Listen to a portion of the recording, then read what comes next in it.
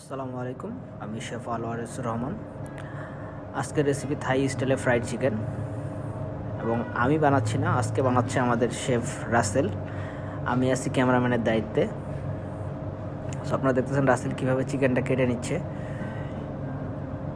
চিকেনের পিসগুলোকে একটু বড় বড় করে কেটে নিয়েছে রাসেল, এবং চিকেনের পিসগুলোকে মার্ক করে দিচ্ছে যেন মশলাগুলো ঠিকমতো যায়। চিকেন অলমোস্ট কাটা শেষ, চলুন দেখা যাক ম্যারিনেশন। চিকেন কাটা শেষ, একটা বলের মধ্যে নিয়ে নিল।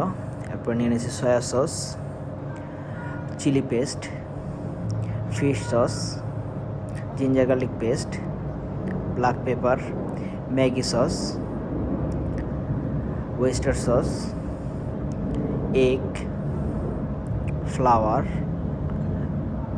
Cornflour, salt, sugar.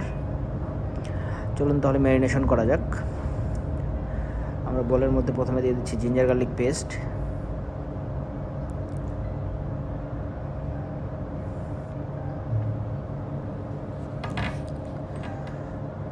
সাথে অ্যাড করে দেব চিলি পেস্ট,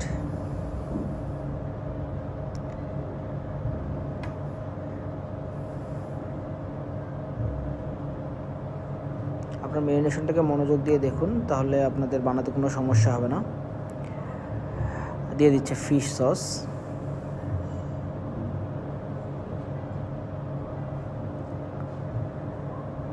দিলাম সয়া সস,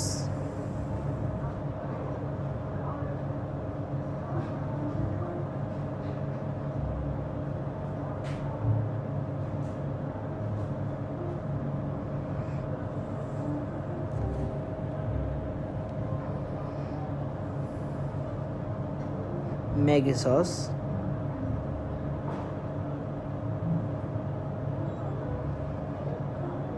ব্ল্যাক পেপার,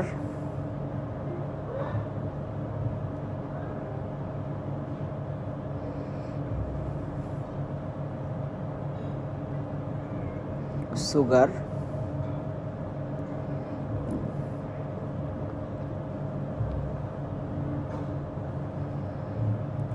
একটা জিনিস খেয়াল রাখবেন, চাইনিজ যে কোনো ম্যারিনেশনে আপনারা সল্টটা সবার শেষে দিবেন, কারণ চাইনিজের আমাদের যতগুলো সস বা স্পাইসেস আছে সবগুলোই সল্টি।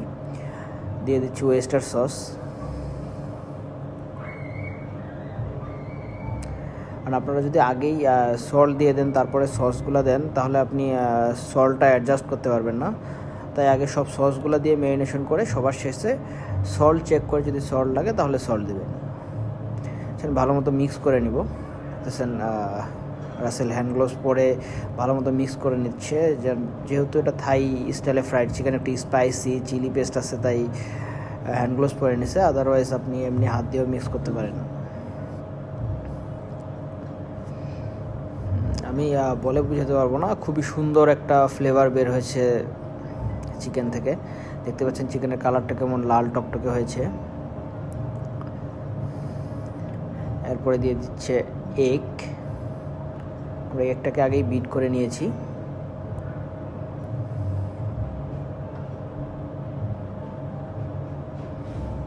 এগ দিয়ে আবার মিক্স করে নিচ্ছে।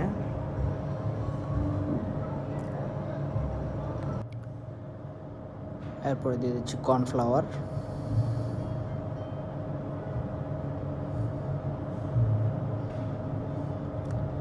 সাথে দিয়ে দিচ্ছি ফ্লাওয়ার, অল পারপাস ফ্লাওয়ার, আমরা বাসায় যেটা ইউজ করি।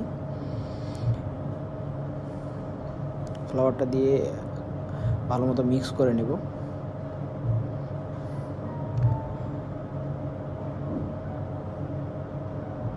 আপনারা দেখতেই পাচ্ছেন কত সুন্দর একটা কালার আসছে। আপনারা এই ম্যারিনেশনটা যদি আগের দিন করে রাত্রে করে ফ্রিজে রেখে দেন তাহলে খুবই ভালো টেস্ট হবে, না হলেও আপনাদের আধা ঘন্টা ম্যারিনেশন করে রেস্টে রাখতে হবে। চলুন তাহলে ফ্রাই করা যাক। দেখতেছেন আমরা তেলের মধ্যে ছেড়ে দিচ্ছি একটা একটা করে। আমরা কখনোই একসাথে ছাড়বো না, যেহেতু এটাতে ফ্লাওয়ার দিয়ে মিক্স করা আছে। সো একসাথে ছেড়ে দিলে একটার সাথে আরেকটা লেগে যাবে। ছাড়ার সময় খেয়াল রাখবেন একটা একটা করে ছেড়ে দিবেন।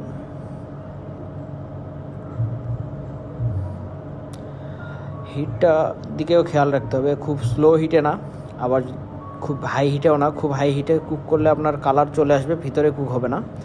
আবার স্লো হিটে দিলে আপনার ব্যাটারগুলো খুলে যাবে, তাই হিটের দিকে খেয়াল রাখবেন।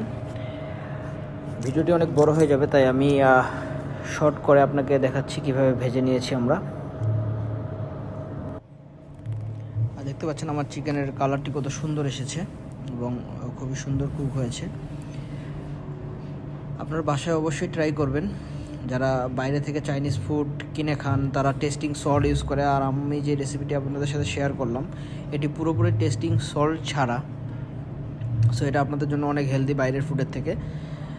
বাসায় অবশ্যই ট্রাই করবেন এবং আমাকে কমেন্টস করে জানাবেন আপনার ফ্রাইড চিকেনটি কেমন হয়েছে।